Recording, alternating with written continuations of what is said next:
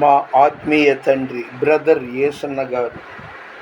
ఈ ఫోటో 1996 సంవత్సరంలో గుంటూరు జిల్లా ఉండవల్లిలో తీయబడింది.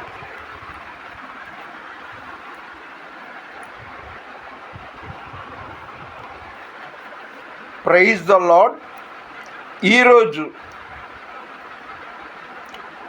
21వ తారీఖు జూన్ 21వ తారీఖు 2025 సంవత్సరం శనివారం నాడు సాయంకాలం. మీరందరూ బాగుండాలి, దేవుడు మిమ్మల్ని దీవించాలి. వీడియో చూస్తున్న మీ అందరినీ, మీ సమస్యలు దేవుడు పరిష్కారం చేయనుగాక. నేను చెప్పాను కదా, జూన్ 21వ తేదీ 2025 సంవత్సరం శనివారం సాయంత్రం 5:40 ప్రాంతంలో ఇది చిత్రీకరించడమైనది. శోధన నలుగురికి బోధించే నువ్వే శోధన అని బాధపడుతున్నావా, బెంబేలెత్తుతున్నావని మీరు అనుకోవద్దు. ఎందుకంటే నేను తినేది హోటల్లో తిండి, ఆ పుల్కాలు, ఆ కర్రీ పాయింట్లో 18వ తారీఖు నైట్ వంకాయ కూర తిని పగ్గవాడికి వద్దండి. ఆ రాత్రి తెల్లారులు నాకు నిద్ర లేదు. గుండెల మీదే అన్నంతా అలాగే ఉంది, కడుపులో ఉండాల్సింది అలా ఉంది. ఇక మరొక వైపు గ్యాస్, ఇంకా చెప్పాలంటే మానసికంగా ఎంతో కృంగిపోయే పరిస్థితులు. ఒంటరి వాడిని, వృద్ధుడిని. కొద్దిగా మంచిళ్ళు ఎందుకమ్మా అంటే అందుకునే వాళ్ళు లేరు. అందరూ ఉన్న ఒక్కడినే. అంటే వాళ్ళ కాపురాలు చేసుకోవద్దనేది నా ఉద్దేశం కాదు. బిడ్డలందరూ వారి కోసం ప్రార్థన చేస్తున్న వాళ్ళందరూ దేవుని మహాకృపను బట్టి మంచి పొజిషన్లో కాపురాలు చేసుకుంటున్నారు. నాకు ఇష్టమైన పాట ఒకటి పాడేసి 2 ముక్కలు వాక్యం ద్వారా మాట్లాడుకుందాం. మహాగణుడవు, మహోన్నతుడవు, పరిశుద్ధ స్థలములోనే నివసించువాడవు.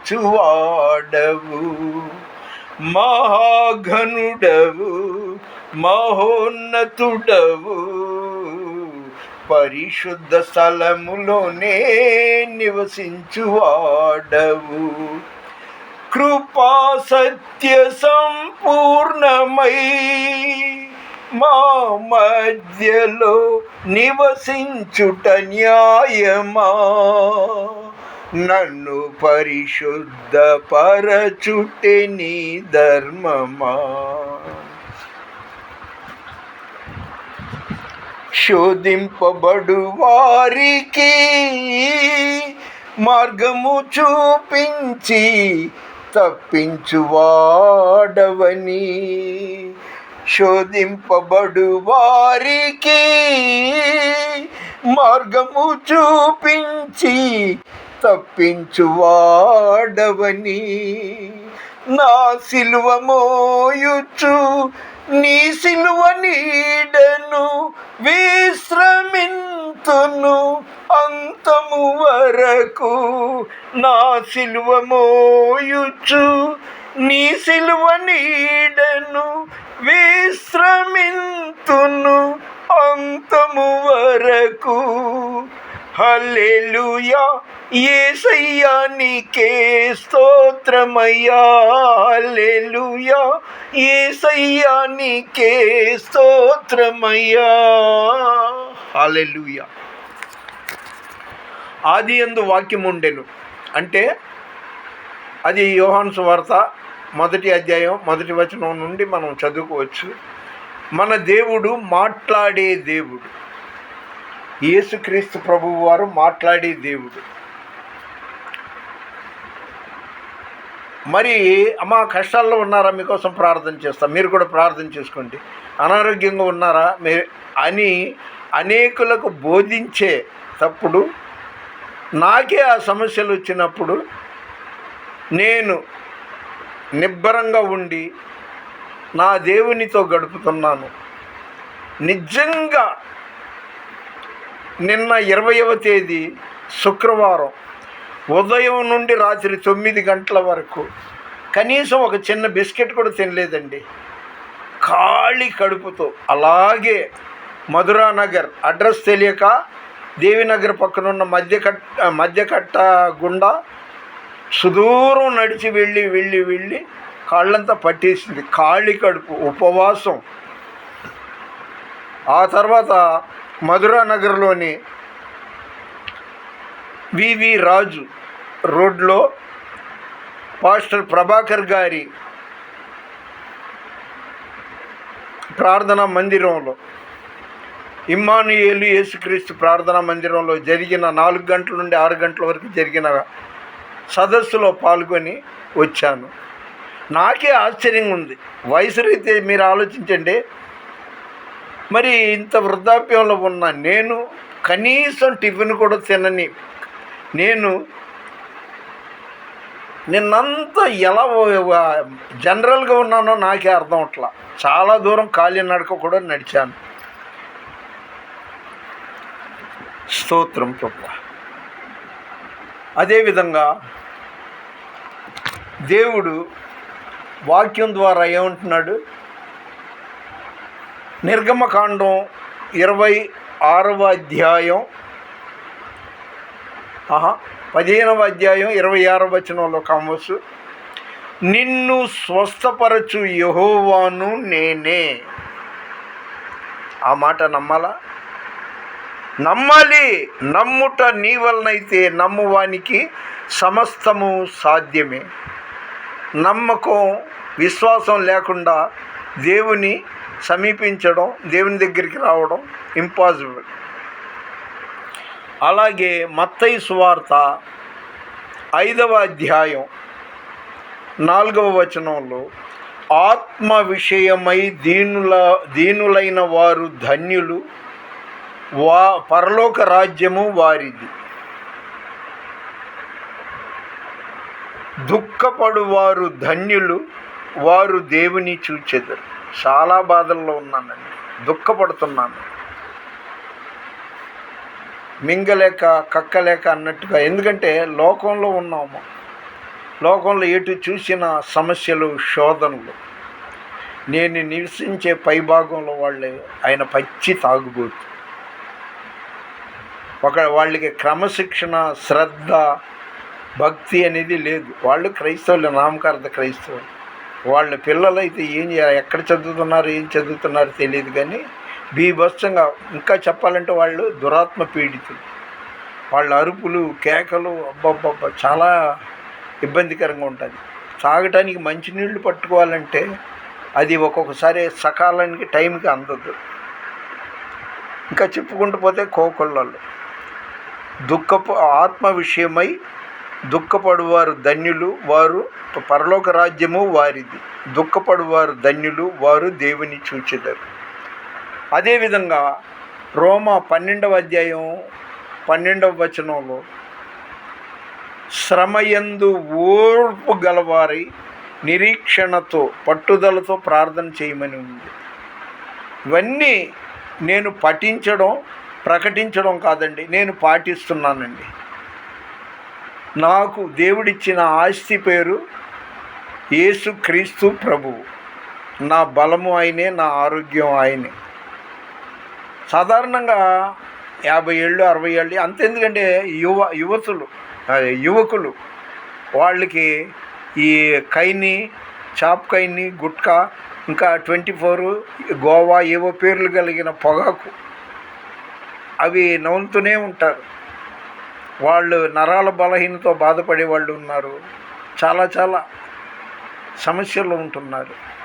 మరి వృద్ధుడిని ఆ వయసులో ఆయనకి జలుబు పట్టింది, తలనొప్పి, కాళ్ళు చేతులు లాగుతుంది, లేకపోతే ఇంకోటి అంటే నమ్మాల్సిన పరిస్థితి, అది సహజం అనుకోవాలి. కానీ దేవుడు నాకు మాత్రలు, ఇంజక్షన్లు, సిరప్లు, ఆసుపత్రులు అంటే వాటికి నన్ను దూరంగా ఉండమన్నాడు. దూరంగానే ఉంటున్నాను.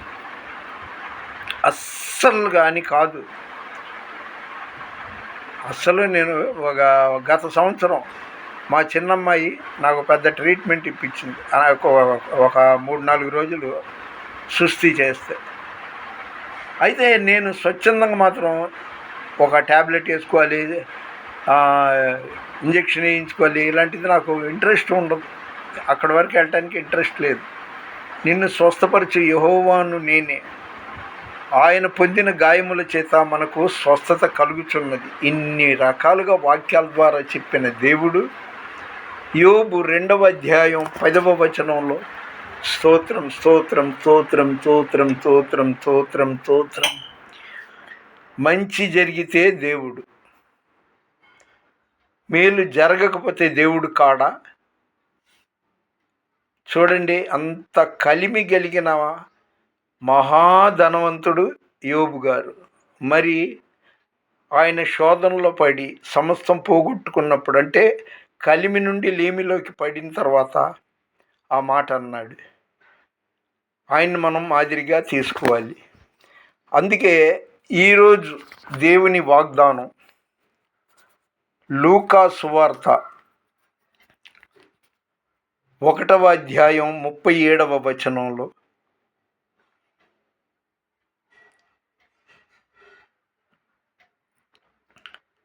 దేవుడు చెప్పిన ఏ వాక్యము నిరర్ధకము కాదు, అది జరిగి తీరుతుంది. నా దేవుడు సజీవుడు. 2-3 ప్రార్థన చేస్తే వారి మధ్యలో నేను ఉంటానని చెప్పిన దేవుడు. ఆ దేవుడిని నేను నమ్ముకున్నాను. మళ్ళీ చెప్తున్నాను, చచ్చిపోతానేమో అని నేను భయపడను. చావైతే లాభము, బ్రతుకుట క్రీస్తే. మా ఆత్మీయ గురువు గారు పాస్టర్ దేవరాజు గారు, అంటే ఇప్పుడు ఉన్న గండమాల దేవరాజు గారు కాదు, ఆయన టమిలియన్. ఆయన ప్రభు సన్నిధికి వెళ్ళినప్పుడు ఆ భూస్థాపన కార్యక్రమానికి బ్రదర్ ఏసన్న గారు వించిపెట్టుకు వచ్చారు. అప్పుడు గంజి యోబు గారు, తర్వాత ఇస్రాయేల్ గారు, ఆయన ఇప్పుడు భవానీపురంలో సేవ చేస్తున్నారు. అలాగే మొవ్వా అబ్రహం గారు, నేను, ఇంకా ఎంసి పాల్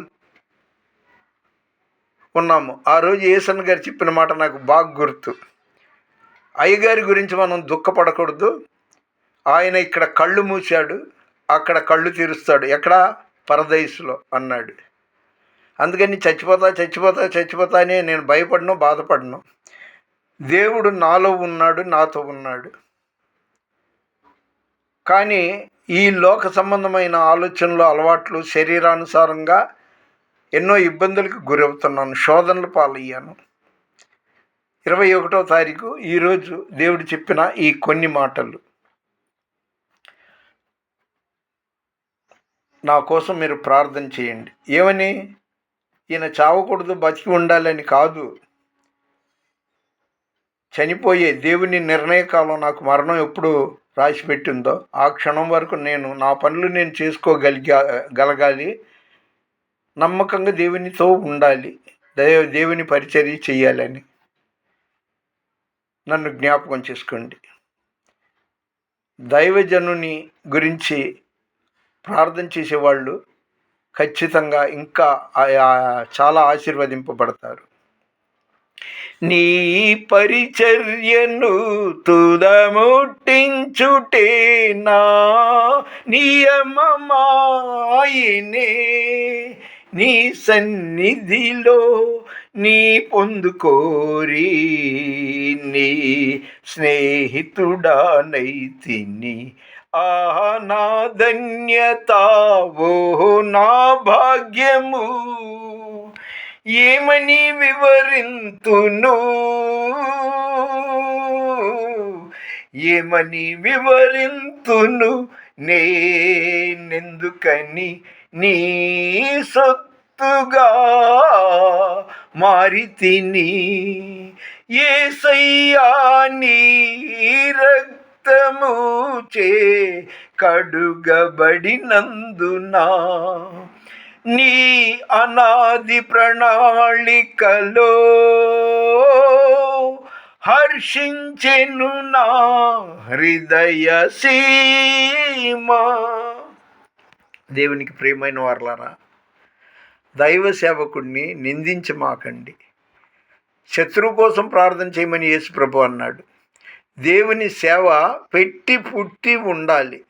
కాబట్టే నాకు వాక్యం ద్వారా, పాట ద్వారా, నా బట్టల మీద ఎంబ్రాయిడరీ చేయించుకున్న వాక్యాల ద్వారా నేను అనేక రకాలుగా అనేక ప్రాంతాలకి వెళుతున్నాను. నిన్న 20వ తారీఖు శుక్రవారం దేవీనగర్ అంటే మెయిన్ రోడ్లో ఒక మతోన్మాది 3 బొట్లు పెట్టుకున్నాడు, చేతికి రకరకాల తాళ్ళు కట్టుకున్నాడు, కాశీమాల ఏదో పెట్టుకున్నాడు, రుద్రాక్ష ఉంది. బైక్ మీద వెళ్తూ, అబ్బో ఒళ్ళంతా వాక్యాలు రాసుకున్నావుగా, ఒక వాక్యం ఉంటే చాలదా యేసు ప్రభు అంటే? అదే మాటకి నేనన్నా, ఒక బొట్టు పెట్టుకుంటే చాలదా? 3 బొట్లు పెట్టుకున్నావు, మెడలో రుద్రాక్ష పెట్టుకున్నావు, చేతులకి 3-4 రకాల తాళ్ళు కట్టుకున్నావు, నీ బైక్ మీద ఏమో ఆరెంజ్ కలరు జెండా పెట్టుకున్నావు. ఆ ఊరికి ఈ ఊరెంతో, ఈ ఊరికి ఆ ఊరు అంతే దూరం అని నేను నవ్వుతూ క్యాజువల్గా మాట్లాడాను. రండి అక్కడి వరకు దించుతాను, మధురానగర్ అన్నారుగా అన్నాడు. వద్దొద్దు, దేవుడు ప్రేరేపించకుండా నేను అలాగా ఆయాచితంగా వచ్చిన హెల్ప్ని స్వీకరించను అన్నాను. ఏదేమైనా కానీ ఈ 3 రోజులుగా చాలా బలహీనంగా ఉన్నాను. మీ ప్రార్థనలో నన్ను జ్ఞాపకం చేసుకోండి. అలా మీరు నన్ను జ్ఞాపకం చేసుకుంటే దేవుడు మిమ్మల్ని జ్ఞాపకం చేసుకుంటాడు. ప్లీజ్ దయచేసి లైక్ చేయండి, షేర్ చేయండి, సబ్స్క్రైబ్ చేయండి. మన వినికిడిలో దేవుడి కొన్ని మాటలు దీవించునుగాక. దేవుని పరిచర్యలు మీ రత్నం ఫ్రాన్సిస్. God bless you.